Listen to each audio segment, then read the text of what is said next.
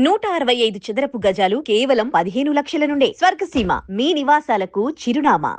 Welcome to I dream. బేసిక్గా మనం ఎంతో మంది ఇన్ఫ్లుయెన్సర్స్ని కానీ లేకపోతే యూట్యూబర్స్గా చాలా మందిని మనం చూస్తూ ఉంటాం. కొంతమంది మాత్రం మనందరి ఫేవరెట్ అయిపోతుంది, చాలా ఇన్స్పిరేషన్ అయిపోతుంది. ఎన్నో లొకేషన్స్ని తను చేసే వీడియోస్లో మనకి కనిపిస్తూ ఉంటాయి. అన్నిటికన్నా ముఖ్యంగా ఫ్యామిలీ లైఫ్ని లీడ్ చేస్తూ పిల్లల్ని చూసుకుంటూ అటు హస్బెండ్కి కావాల్సినటువంటి వర్క్స్ అన్నీ ఫినిష్ చేసుకుంటూ తను కూడా వీడియో వ్లాగ్స్ చేస్తున్నారు అంటే అది చాలా పెద్ద మల్టీ టాస్క్ అనే చెప్పాలి.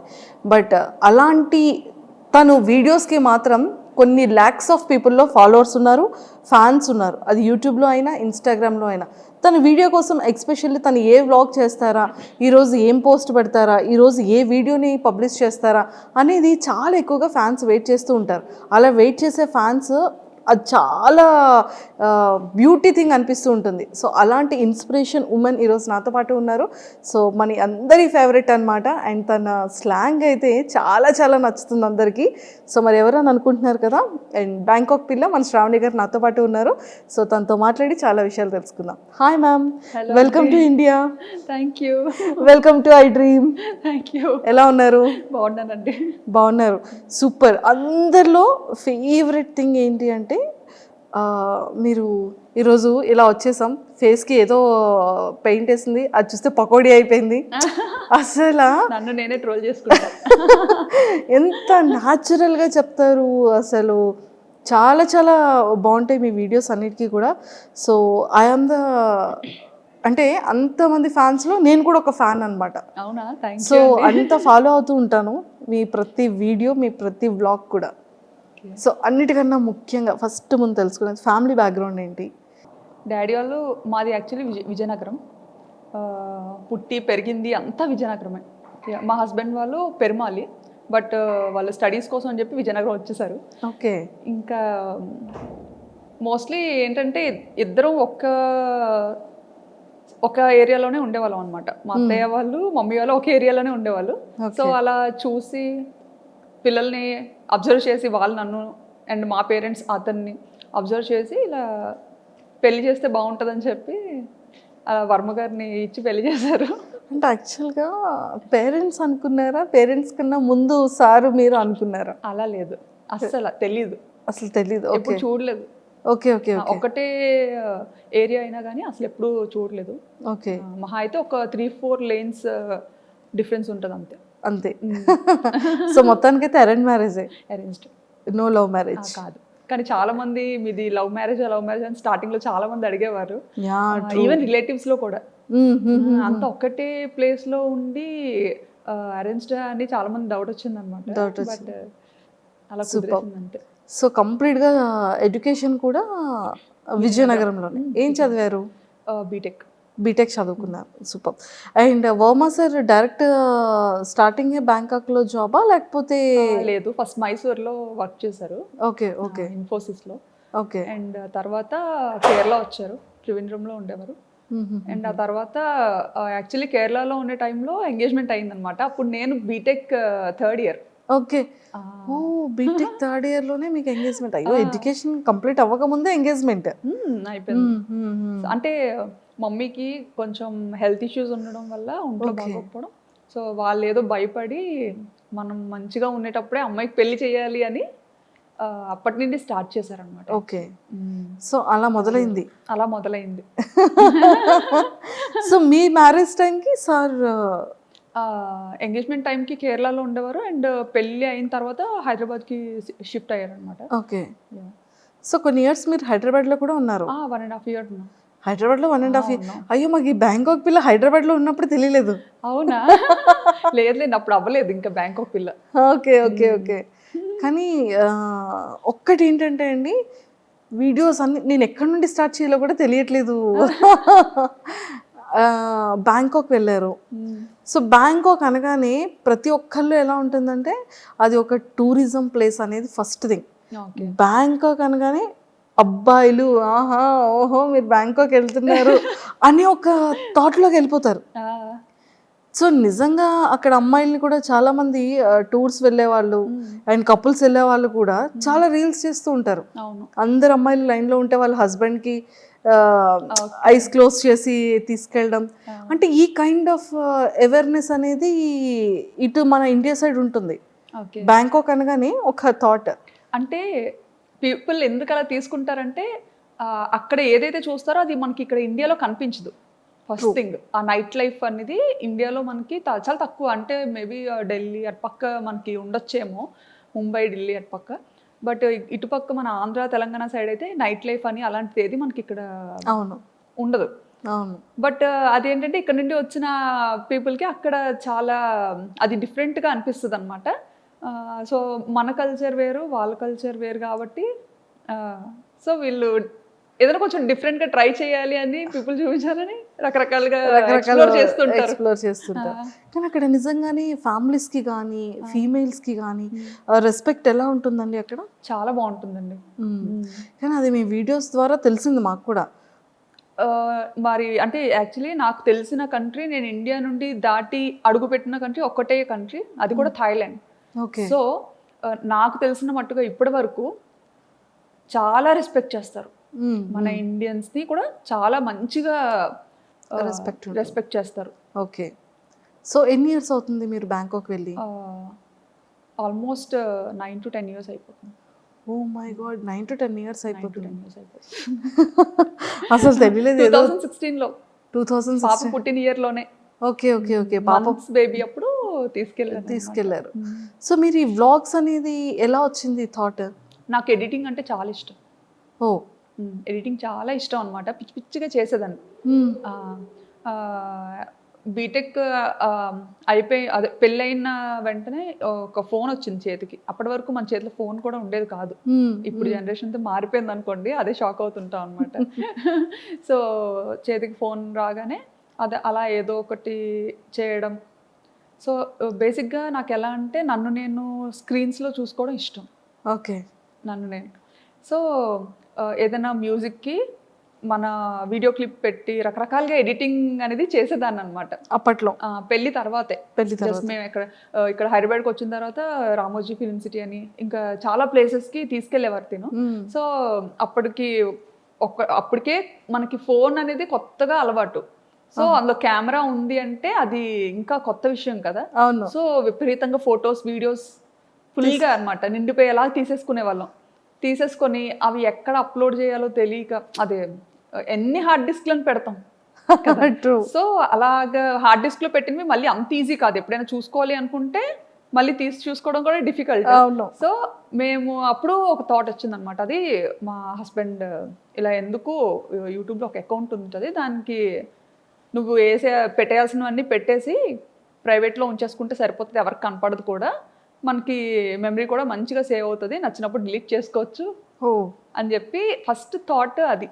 ఓకే. ఆ పర్పస్ మీదే మేము యూట్యూబ్ ఛానల్ క్రియేట్ చేయడం జరిగింది 9 years బ్యాక్ స్టార్ట్ చేశారు. కానీ మీకు పాపులారిటీ అనేది ఎప్పటి నుండి స్టార్ట్ అయింది? నాకు 2022 అండి. 2022లో. సో సడన్ గా అది బ్యాంకాక్ పిల్ల ఛానల్ తో స్టార్ట్ అయింది. ఐ థింక్ ఫస్ట్ దీపావళి వీడియోనా? దీపావళి కాదు, అమ్మవారిది. ఫస్ట్ నేను అమ్మవారి వీడియో ఏదో సమ్ డివోషనల్ వీడియోని ఫస్ట్ వీడియో. నాకు యాక్చువల్లీ అమ్మవారు అంటే చాలా ఇష్టం అనమాట, సెంటిమెంట్ కూడా. సో అంటే ఇది వరకు పెట్టిన ఛానల్స్ అన్ని జస్ట్ నార్మల్ ఏదో మన ఈ మెమరీ ఇష్యూస్ కోసం పెట్టింది అనమాట. బట్ ఈ బ్యాంకాక్ పిల్ల అనేది రీసెంట్గా స్టార్ట్ చేశాను కదా 2022లో. సో అదేంటంటే కొంచెం మంచిగా ఎడిటింగ్ చెయ్యాలి, కొంచెం నలుగురు చూడాలి అంటే చూడాలి, వీడియోస్ని పబ్లిక్ చెయ్యాలి అన్న కాన్సెప్ట్తో చేశానమాట. సో అలా స్టార్ట్ చేసినప్పుడు ఖచ్చితంగా దేవుడితో స్టార్ట్ చేద్దాము డెవోషనల్గా అని చెప్పి అమ్మవారిని చూపించాను అనమాట. అక్కడ దసరా ఉత్సవాలు చాలా బాగా జరుగుతాయి. దసరా ట్రూ. అదే మీది ఫస్ట్ వీడియో నేను చూసాను. అంటే స్టార్టింగ్ మీది సెకండ్ థర్డ్ వీడియో నుంచి మీరు ట్రెండింగ్ స్టార్ట్ అయింది మీది. అవును. విత్ ఇన్ ఫ్యూ వీడియోస్లోనే మీరు జనాలకి వచ్చేసారు. అసలు దీన్ని ప్రీవియస్ ఏంటేంటి వీడియోస్ చేశారు అని చూస్తే ఫస్ట్ది ఐ థింక్ దీపావళి అనుకున్నా. అసలు మీకు బ్యాంకాక్ పిల్లగానే నేను తెలుసు, కానీ అంతకు ముందు నేను స్టైలిష్ తింగర్బుచ్చి. ఓ స్టైలిష్ టింగర్ పుచ్చి మీరేనా? నేనే. ఓ ఓకే, అది కూడా follow. Oh true true true correct. So అది కరెక్ట్గా ఈ బ్యాంకాక్ పిల్ల కన్నా ముందు స్టార్ట్ చేశాను అనమాట, స్టైలిష్ తింగర్ బుచ్చి అని. ఆ, చేశాను కానీ అది చాలా కష్టపడ్డా, దానికి చాలా ఖర్చు పెట్టించా మా హస్బెండ్తో. అయ్యయ్యో. చాలా ఖర్చు పెట్టించా. ఇంకా అది కూడా మా ఫ్రెండ్స్ అండ్ ఇంట్లో ఫ్యామిలీ మెంబర్స్ వాళ్ళు చెప్తేనే అది కూడా చేశారు. యుఎస్లో ఒక వదిన ఉంటారనమాట, వర్మ గారు వాళ్ళ చిన్న సిస్టర్. సో ఆవిడ ఒకసారి వస్తూ రిపీట్గా చూస్తూ ఉంటారు కదా మనం అవును. పెట్టిన వీడియోస్ ఏంటంటే అన్లిస్టెడ్లో పెట్టి జస్ట్ మనకి ఇష్టమైన వాళ్ళకి షేర్ చేస్తేనే వాళ్ళే చూడగలుగుతారు, ఇంకెవరు చూడలేరు. సో అలా షేర్ చేస్తున్న టైంలో వదిన ఇండియా వచ్చినప్పుడు శ్రావణి నీకు యూట్యూబ్ రెవెన్యూ జనరేట్ అవుతుందా అన్నట్టుగా అడిగారు అనమాట. ఓకే.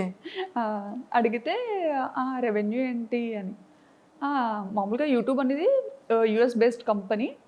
సో ఇలా యూజువల్గా యూట్యూబ్ అందరూ ఇలా ఇందుకే కదా చేస్తారు, నీకు జనరేట్ అవ్వట్లేదా, నువ్వు మామూలుగా అలా ట్రై చేస్తున్నావేమో అనుకున్నాను అని అన్నారు అనమాట. అంటే ఏమో నాకు అంత ఐడియా లేదు అని. ఆయన ఎందుకు ఎప్పుడు ప్రైవేట్లో ఉంచుతావు వీడియోస్, ఎవరికి కనిపించకుండా పబ్లిక్ చేయొచ్చు కదా, బాగుంటాయి, ఎందుకంటే చాలా కష్టపడి ఎడిటింగ్ చేస్తుంటావు, సో పబ్లిక్ చెయ్యు, అందరూ చూస్తారు, బాగుంటుంది, నిజంగా ఇది ఒక మంచి ప్లాట్ఫామ్ డెవలప్ అవ్వడానికి అన్నట్టుగా చెప్పారనమాట. అప్పుడు అంత పట్టించుకోలేదు ఆవిడ చెప్పేటప్పుడు, కానీ తర్వాత ఆలోచించాను అనమాట, వదిన ఇలా ఎందుకు చెప్పారు, పోనీ చూద్దాము అన్నట్టుగా. ఈయన కూడా అది సీరియస్గా తీసుకున్నారు అనమాట. ఓహో యూట్యూబ్లో ఎంత ఉంటుందా, ఓహో ఇలా పబ్లిక్ చేయొచ్చా, భయం ఉండదా అని. అప్పుడు అంటే చాలా రెస్ట్రిక్టెడ్గా ఉంటాం కదా, అత్తగారు మామగారు ఏమనుకుంటారు, మమ్మీ డాడీ ఏమనుకుంటారు. సో అలాంటి ఫ్యామిలీ నుండి వచ్చాను కాబట్టి ఇంటెన్షనల్ కూడా ఉంటుంది. సో ఆవిడ చెప్పినా సరే అప్పుడు వెంటనే అంత సీరియస్గా తీసుకోలేదు. అవునా ఉంది అని అన్నాను, కానీ మళ్ళీ ప్రైవేట్లోనే పెట్టేదాన్ని. ప్రైవేట్లో పెట్టా చాలా కష్టపడి ఎడిట్ చేసిన సరే ప్రైవేట్లోనే పెట్టుకొని నాకు నేనే చూసుకొని ఈజీగా. అంటే మనము వేరే కంట్రీలో ఉన్నప్పుడు స్టేటస్ ఎక్కువసేపు పెట్టలేము, అప్పుడు స్టేటస్ ఆప్షన్ ఉందో లేదో కూడా తెలియదు. వీడియోని డైరెక్ట్గా చాట్లో షేర్ చేయాలన్నా పెద్ద వీడియోస్ ఉండేవి, షేర్ చేయడం కష్టమయ్యేది అనమాట. సో ఇది బాగా ఈజీ అనిపించేది మమ్మీ డాడీకి. అంటే మేము ఉన్న ప్రతి మూమెంట్ని మంచిగా క్యాప్చర్ చేసి మన పేరెంట్స్కి చూపించాం. మెయిన్ ఏంటంటే అసలు మా మమ్మీ డాడీ బయటకు అసలు ఈయన వెళ్తారు అంటే నన్ను ఇచ్చి పెళ్లి చేయకపోనేమో. ఫస్ట్ నుంచి అనుకునేవారు అమ్మాయి ఎప్పుడు మనకి దగ్గరలోనే ఉండాలి, బయటికి అసలు ఎప్పుడు పంపొద్దు అని. ఓ మై గాడ్, అలాంటిది పాపం అది ఎలా ఫీల్ అయ్యారు? అంటే లైక్ ఇంత లాంగ్ రావడం, సో అది మమ్మీ వాళ్ళకి తెలిసిన తర్వాత మమ్మీ డాడీ రియాక్షన్ ఏంటి అసలు? ఎక్స్పెక్ట్ చేసి ఫస్ట్ కెనడా వెళ్ళాల్సింది తను అనుకున్నారు కెనడా వెళ్దామని చెప్పి. కెనడా అదే టైంలో తైవాన్ నుండి వచ్చింది ఆపర్చునిటీ దానికి, అండ్ సింగపూర్, తర్వాత థాయిలాండ్. ఓకే. సో ఇవన్నీ ఇంకా పెద్దోళ్ళకి చెప్పినప్పుడు వీళ్ళు అన్నారనమాట, అంత దూరం ఎందుకు, దగ్గరగా ఉండేది చూసుకోండి అనేసి. దగ్గరగా ఉన్న అలా అయితేనే పంపించగలుగుతాము, లేకపోతే కష్టం అని చెప్పి. సో ఇంకా అవన్నీ ఆపుకొని ఇంకా అన్నీ చూసుకున్నారు, ఏ ప్లేసెస్ బాగుంటాయి, ఎక్కడ లైఫ్ స్టైల్ బాగుంటుంది అనేది కొంచెం ఆయన అంతా చూసుకున్నారు అనమాట. నాకైతే అసలు ఏం లేదులేండి, బ్యాంకాక్ అంటే బ్యాంకాక్ ఏదో మూవీలో చూసాను అదేనా మీరు కూడా అంతే, ఏదో మూవీలో చూసాను బ్యాంకాక్ అంటే ఓకే మంచిదేనా వెళ్ళొచ్చా అని. వెళ్ళొచ్చా అంటే ఇంకా ఈయన అదేం కాదులే వెళ్ళి చూద్దాం, బాగుంటే ఉండొచ్చు లేదంటే రిటర్న్ అయిపోవచ్చు అని చెప్పి. సో ఆ థాట్ మీద థాయిలాండ్కి ఫిక్స్ అయ్యామన్నమాట. నిజంగానే 9 years బ్యాక్ అంటే హైదరాబాద్ అంటే ఓకే, జస్ట్ 1 day 12 hours-లో వెళ్ళిపోవచ్చు, ఫ్లైట్ అయితే 1 hour-లో వెళ్ళిపోవచ్చు. ఓకే. కానీ బ్యాంకాక్ అనగానే కొన్ని అవర్స్ జర్నీ ఉంటుంది, అండ్ ఫ్రీక్వెంట్గా రావడానికి అవ్వదు, ఎప్పుడు కావాలంటే అప్పుడు కాల్ చేయడానికి ఆ నెంబర్స్ వేరుంటాయి. సో అప్పటి వరకు పేరెంట్స్ దగ్గర ఉన్న శ్రావణి గారు సడన్గా అంత లాంగ్ అనగానే మీ రియాక్షన్ ఏంటి, పేరెంట్స్ రియాక్షన్ ఏంటి? నేను అనుకున్నాను యాక్చువల్లీ వెళ్తే ఉండగలనా లేదా అని, బట్ ఈయనకి ఏంటంటే అది ఒక డ్రీమ్ అనమాట, అబ్రాడ్ వెళ్ళాలని ఒక డ్రీమ్. సో ఆపర్చునిటీ వచ్చింది, మన వల్ల ఎందుకు అది పోవాలి, సో తను ఇష్టపడుతున్నారు కదా పోనీ ట్రై చేద్దాం, డాడీ వాళ్ళకి నెమ్మదిగా చెప్పొచ్చు అనేసి ఇంకా మమ్మీ డాడీతో మాట్లాడి చూస్తాం డాడీ, అది అక్కడేం పర్మనెంట్ కాదు, జస్ట్ వర్క్ మీద వెళ్తున్నాము, మనకు నచ్చితే ఉంటాము లేదంటే మళ్ళీ మన ఊరికే వచ్చేస్తాము అన్నట్టుగా చెప్పామన్నమాట. ఓకే. ఇప్పటికైనా అంతేలేండి, ఎప్పటికైనా ఇక్కడికే వచ్చేయాలని, అవును అవును, ఇండియాలోనే సెటిల్ అవ్వాలని. సూపర్. సో అలా ఒప్పించి పేరెంట్స్ని వెళ్ళాం. అలా వెళ్ళడం జరిగింది. సో అక్కడికి వెళ్ళిన తర్వాత మీరు కన్సీవ్ అయ్యారా? లేదండి, ఇక్కడ హైదరాబాద్ పాప పుట్టిన తర్వాత ఆ ఆపర్చునిటీ వచ్చింది దీనికి. పాప 5th monthలో తెలిసింది, పాప 8th monthలో ఈయన ఫస్ట్ వెళ్ళిపోయారనమాట. ఓకే. నేను ఫస్ట్ వెళ్ళి అన్నీ మంచిగా సెట్ చేసి అంతా చూసుకొని అప్పుడు మీకు చెప్తాను, ఈలోపు వీసా పనులు కూడా అవుతుంటాయి కదా, అది చేసుకొని మీరు స్టార్ట్ అవ్వండి అని చెప్పి ఈయన ఫస్ట్ వెళ్ళిపోయారు ఒక ముందు. అక్టోబర్లో వెళ్ళిపోయారు. అక్టోబర్. నేను కరెక్ట్గా పాపకి 9 months అనుకుంటాను, నవంబర్లో నేను వెళ్ళాను అనమాట. నేను ఒక్కదాని పాపతో. ఆయన ఏంటంటే వెళ్ళిన తర్వాత మళ్ళీ రిటర్న్ అవ్వకూడదు అంత వేగంగా. సో నేను ఒక్క పాప 9 months బేబీని తీసుకొని ఫస్ట్ టైము అసలు ఏం ప్యాక్ చేసుకోవాలో తెలీదు, ఎలా ప్యాక్ చేసుకోవాలో తెలీదు, అంత లగేజ్, చిన్నపిల్లతో కదా, సో ఏం క్యారీ చేయాలో అసలు ఎయిర్పోర్ట్లో చాలా రెస్ట్రిక్షన్స్ ఉంటాయి. ట్రూ. అసలు అప్పట్లో అయితే ఎయిర్పోర్ట్లో చెకింగ్స్ ఉండేవి, అమ్మో టూ మచ్ అసలు. నేనేంటంటే అసలు అంటే ఆయన కూడా వెళ్ళి 1 month అయింది కదా, సో అక్కడ అన్ని రకాలు దొరుకుతాయా దొరకదా అది అసలు ఏమి ఐడియా లేదనమాట తనకు కూడా. ఇప్పుడంటే చాలా ఆప్షన్స్ వచ్చాయి కానీ అప్పుడంటే ఇండియన్ గ్రాసరీస్ తెచ్చుకోవడానికి కూడా చాలా లాంగ్ వెళ్ళాలి, అది కూడా చాలా తర్వాత తెలిసింది మాకు. ఓకే. నిజంగా అది ఎలా ఎలా వెళ్ళగలిగారు? అది పాపతో అలాగే అప్పట్లో డైరెక్ట్ ఫ్లైట్ లేదు, కనెక్టింగ్ మనం వయా కోల్కతా అయినా లేకపోతే ముంబై, చెన్నై, ఇలా అనమాట కనెక్టింగ్. సో అలా ఫస్ట్ టైం పాపని తీసుకొని కనెక్టింగ్ ఫ్లైట్ తీసుకొని వెళ్ళాను. ఓ మై గాడ్, అసలు చాలా గ్రేటెస్ట్. అసలు ఎలా అంటే చుక్కలు చూసా అనమాట ఆ ఫస్ట్ ప్రయాణంలో. పాపని హోల్డ్ చేయాలి, హ్యాండ్ లగేజ్ పట్టుకోవాలి. సో అంతవరకు ఏంటి, మనం ఇండియాలో ఉండేటప్పుడు మనం అంత పట్టుకొని తిరిగేది ఎప్పుడు ఉండదు బయట యూజువల్గా, ఎందుకంటే మన పక్కన పేరెంట్స్ ఉంటారు, ఒకరు కాకపోతే ఒకరైనా కాసేపు ఎత్తుకోవడం అన్నీ అనమాట.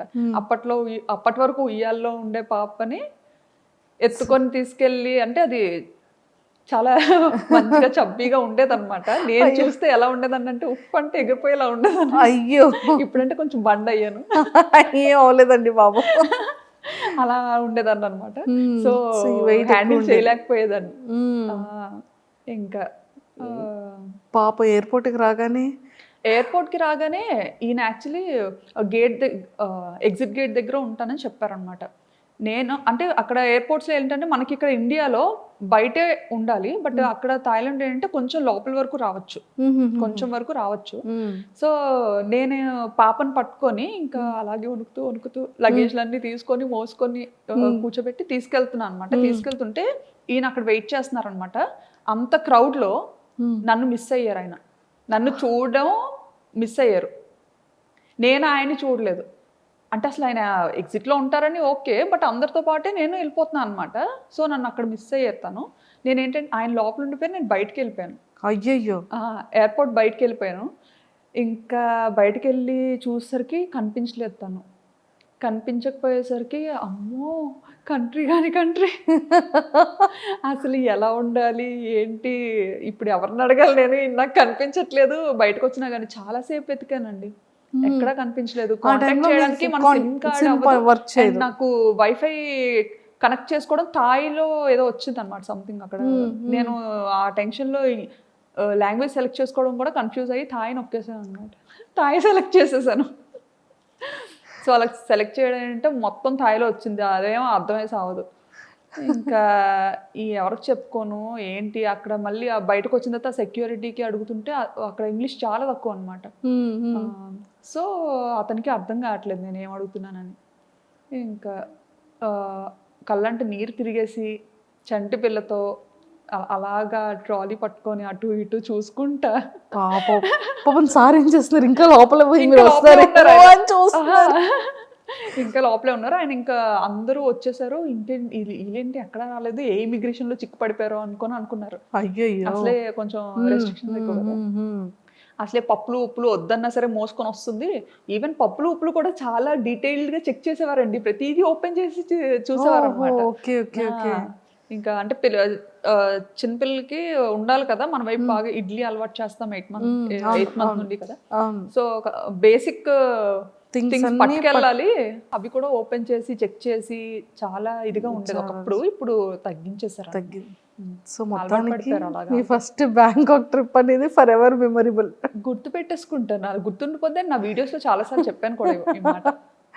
తర్వాత ఆయన చూసారు, ఏంటి ఎందుకు రావట్లేదు అని అలా బయటకు వచ్చారనమాట. అక్కడ కనపడ్డాను. కనిపించిన తర్వాత నాకు ఇంకా బతికి బయటపడ్డాను అనిపించింది. లేకపోతే అసలు ఇటు నుంచి తిరిగి వెళ్ళేది ఎలాగా, చేతిలో డబ్బులు లేవు, కరెన్సీ లేదు, ఏం లేదు. అవునవును. సో ఇన్ని ఫేస్ చేస్తారు స్టార్టింగ్ డేస్ లో. ఇండియన్ కరెన్సీ తప్ప నా దగ్గర థాయ్ కరెన్సీ కూడా లేదు. అవును అవును. ఎక్స్చేంజ్ చేసుకోవడం కూడా తెలీదు. ఇంకా అలా కాలేజ్ నుంచి బయట పెట్టడం, పెళ్ళి అవ్వడం, ఇంకా అటు వెళ్ళిపోవడం అంతే. అందులోకి మన విజయనగరం సైడ్ అంటే మనకు అసలు అంతేం తెలియదు కదా. అలా చూసాను. అండ్ ఆ జర్నీ అయిన తర్వాత ఇంకా బ్యాంకాక్ స్టార్ట్ చేసేటప్పుడు అంటే మీరు డే 1 నుంచి ఇంతే యాక్టివా? అంటే లైక్ ఈ వ్లాగింగ్ చేయడం మీకు ఎలా తెలిసింది? వ్లాగింగ్ చేయడం అంటే మామూలుగా పాప వల్లనే తెలిసింది. ఎలా అంటే కోవిడ్ అని కూడా చెప్పచ్చు. కోవిడ్ టైంలో ఏంటంటే మనకి బాగా ఖాళీగా ఉండే టైం అయితే దొరికింది, ఇంటి నుండి బయటకు వెళ్ళకుండా. ఆ టైంలోనే ఇంకా కిడ్స్లండి, ఇషాన్ కూడా పుట్టాడు. సో ఆ టైంలో నాకు ఎప్పుడు మనసుకి ఏమనిపించేదంటే, నా ఫ్రెండ్స్ అందరూ చక్కగా వర్క్ చేసుకుంటున్నారు మంచిగా, ఇంత చదివి కూడా నేను అలా ఇంట్లోనే ఉండాల్సి వస్తుంది. ఎందుకంటే థాయిలాండ్లో డిపెండెంట్ వర్క్ చేయకూడదు, అది ఇల్లీగల్ అక్కడ. అలా అని చేస్తే ఆపర్చునిటీస్ ఉంటాయి, దొరుకుతాయి చేయాలంటే. బట్ అలా చేసి దొరికేమంటే అది చాలా పెద్ద ఇష్యూ అవుతుంది అనమాట. కానీ చేయాలని ఉండేది, బట్ లీగల్గా ఉండాలి. సో అదొకటి బాగా ఎప్పుడు మనసులో అనిపించేది. ఆయనే వర్క్ చేస్తున్నారు, నేను కూడా చేస్తే ఎంత బాగున్నా అని చెప్పి ఏదో ఒకటి చెయ్యాలి.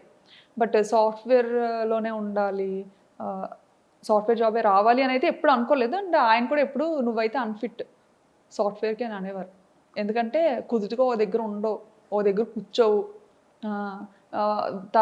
మేనేజర్ ఒక 8 గంటలు కూర్చొని వర్క్ చేయమంటే నువ్వు చెయ్యవు, నీకు నచ్చినప్పుడు సెలవు తీసుకుంటావు. అలా ఎవరు ఒప్పుకోరు, నీకు అసలు సెట్ అవ్వదు. డాడీ వాళ్ళు ఏంటంటే కొంచెం బిజినెస్ బ్యాక్గ్రౌండ్లో నుండి ఇది అవ్వడం, చిన్నప్పటి నుంచి కొంచెం అలా పెరగడం. నాకేంటంటే నా లైఫ్ స్టైల్ బిజినెస్ వేలో ఉండేది, అంతా అలాగే ఉండేది. అంటే ఇంకా అంతా మనకు నచ్చినప్పుడే చేయాలి, మనకు నచ్చినప్పుడే ఉండాలి, అది అలవాటు అయిపోయింది. అలవాటు అయిపోయింది. నాన్నగారు వాళ్ళది ఏంటి బిజినెస్? డాడీ వాళ్ళకి రెస్టారెంట్ ఉంది. 30 years నుండి, విజయనగరం ముత్తాతల నుండి అంతా రెస్టారెంట్ బిజినెస్. ఓకే, విజయనగరంలో. ఏంటండి నేమ్? మీసాల్ రాజ్ గారు hotel. Okay okay okay, super. So అలాగా యూట్యూబ్ అలా స్టార్ట్ చేయాలనిపించింది? యూట్యూబ్ అలా స్టార్ట్ చేయాలని అనిపించలేదులేండి. అంటే ఏదో అవుతాను అని అయితే చేయలేదు. ఏంటంటే ఇంకా పిల్లలతో థాయిలాండ్ ట్రావెల్ వెళ్ళినప్పుడు నాకు అక్కడ పాపకి ఎలాంటిది చేసి పెట్టాలి, ఫస్ట్ కిడ్ కదా, అవును అవును, ఏం తెలీదు. ఇక్కడ ఉండేటప్పుడు ఏంటంటే ఇంకా అత్తయ్యో మమ్మీయో టైం టు టైం వాళ్ళకి ఏం చేసి పెట్టాలి, ఎలా చేసి పెట్టాలి అంతా అలా చూసుకునేవారు అనమాట, తినిపించడంతో సహా. సో నాకు అసలు అంతేం పని ఉండేది కాదు. అంటే ఫస్ట్ కిడ్ కదా, తనకేం తెలియదు, ఏం చేస్తుందిలే అన్నట్టు. ఇంకా అలా అత్తయ్య కూడా ఎలా అంటే బాగా పాపను ఎలా గారాబం చేస్తారో నన్ను అలాగే గారాబంగా చూసుకునేవారు. అసలు ఇంట్లో పని కూడా చేయించేవారు కాదు. మావయ్య అత్తయ్య చాలా మంచోళ్ళు.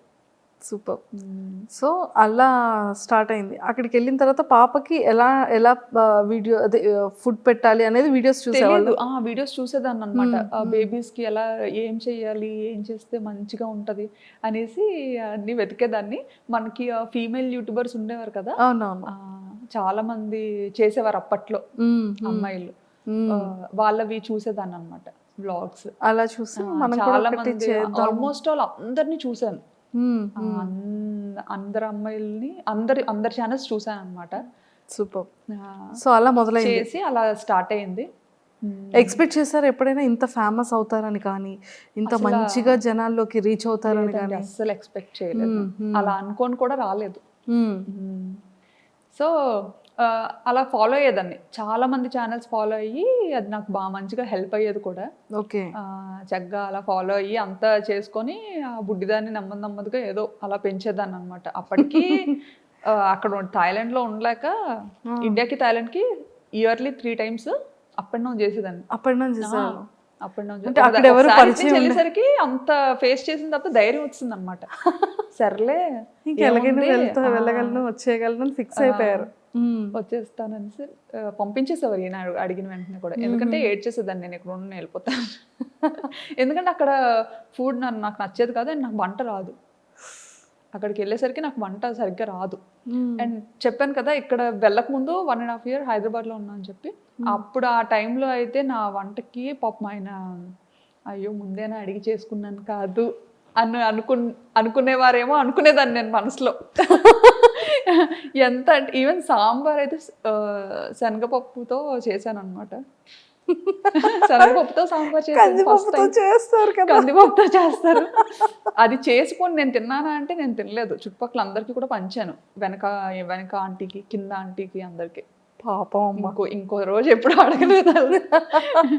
ఇంకా అది కూడా ఇంత చేశాను అనమాట. అంటే నాకు సాంబార్ చేయాలి అంటే ఇంత సాంబార్ చేయాలంటే ఇంత పప్పు వేయాలేమో అని ఇంత పప్పు ఉడకపెట్టాను అనమాట.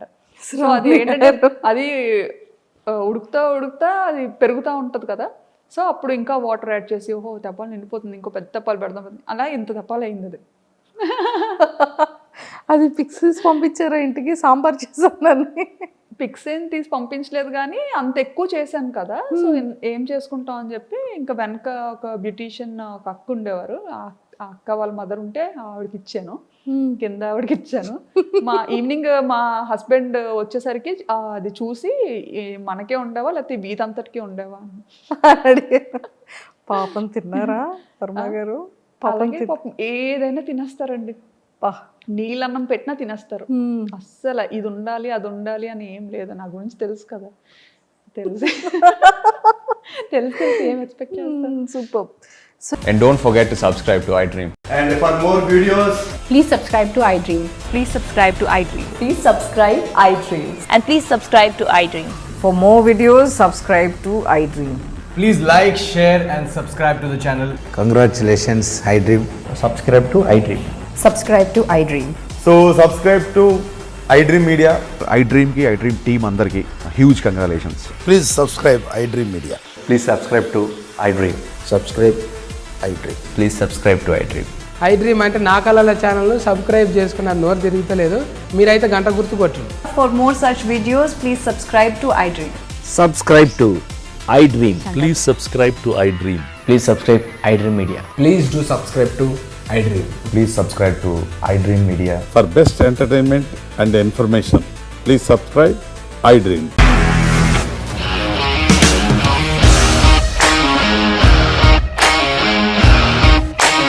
ఇండస్ట్రీలో కమిట్మెంట్ ఇష్యూస్ వస్తే నీకు కూడా వచ్చినట్టు? మార్నింగ్ తీసుకెళ్ళాలంటే కొట్టి పడేస్తాడు.